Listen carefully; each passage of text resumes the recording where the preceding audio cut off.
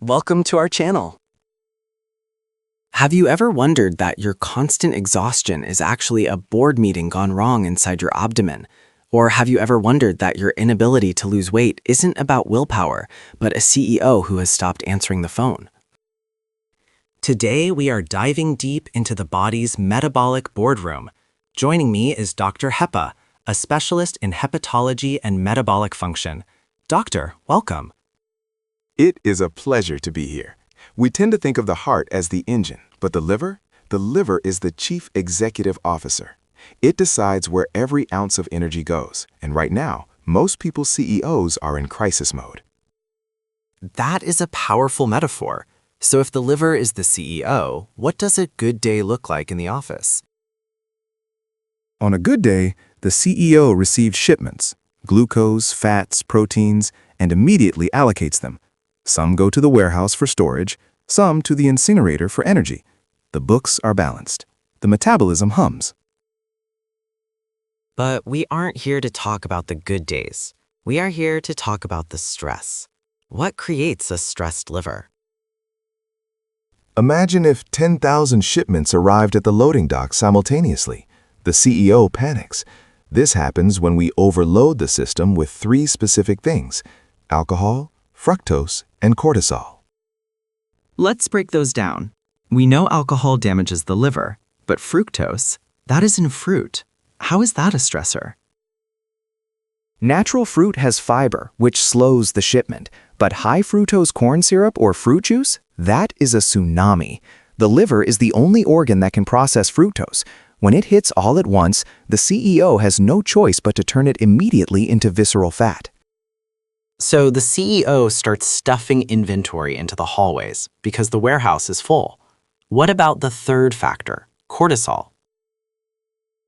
Cortisol is the panic alarm. Chronic stress keeps this alarm ringing. It tells the liver, "We are under siege. Do not burn fat. Hoard it for the war." This is why stress alone can cause a fatty liver, even without alcohol.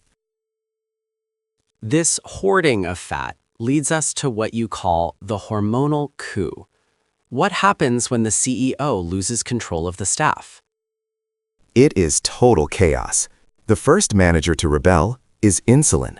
When the liver is full of fat, it rejects insulin's request to store glucose. This is insulin resistance. The doors are locked and sugar floats in the blood, toxic and unused. So the fuel is sitting outside the building, but the factory inside is starving? Exactly. And because the cells are starving, they scream for help. This triggers ghrelin, the hunger hormone. The CEO is overwhelmed with fat, yet the workers are screaming, "Feed us," so you eat more. That sounds like a vicious cycle. Where is leptin in all of this? Isn't that the hormone that says stop eating? Leptin is the memo sent to the CEO saying, "We have enough fat stored." But in a stressed, fatty liver, the inflammation creates a fog. The CEO literally cannot read the memo. You have plenty of energy, but your brain thinks you are starving. Have you ever wondered that this is why willpower fails? It's biochemical miscommunication. Precisely. It is not a character flaw. It is a management crisis.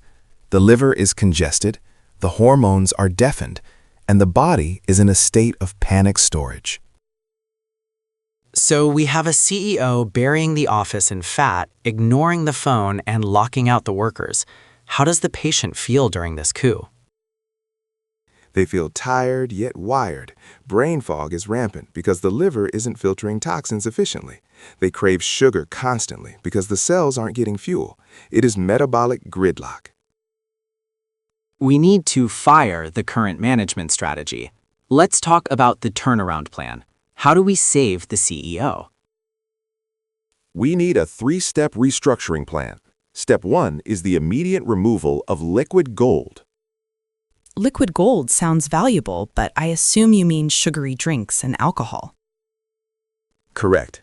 Sodas, juices, and alcohol are liquid stress. They bypass satiety signals and hit the liver instantly. Removing these is like stopping the trucks from dumping trash on the CEO's desk. It buys immediate breathing room. Step 2. You mentioned a nutrient that acts like a transport team. Yes, choline. It is absolutely critical. Choline produces phosphatidylcholine, which is required to export VLDL, very low-density lipoprotein. Think of choline as the logistics manager that moves the fat out of the warehouse. Where do we find this logistics manager? Is it a supplement? You can supplement, but nature provides it best in egg yolks and beef liver. 2 to 3 eggs a day provides the choline necessary to start clearing the backlog of fat. And the final step, step 3. How do we reset the hormones? We must close the office for renovation. This is intermittent fasting. When you stop eating for 16 hours, insulin drops.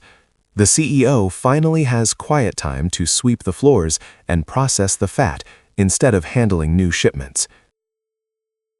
It seems counterintuitive to starve the body to feed it, but it makes sense mechanically. It is not starvation. It is a holiday for your digestion. It allows the liver to switch from storage mode to burn mode. The hormonal coup ends. Leptin is heard. Ghrelin calms down, and insulin unlocks the doors. So, to recap, stop the liquid assault, hire choline for logistics, and give the CEO a break with fasting. That is the protocol. Treat your liver like the executive it is, and it will manage your energy fortune effectively. Neglect it, and bankruptcy is inevitable. Dr. Hepa, thank you for this incredible deep dive into our metabolic headquarters. Thank you. Remember, health starts in the abdomen. If you enjoyed this breakdown of your body's CEO, subscribe for more metabolic deep dives. We will see you in the next episode.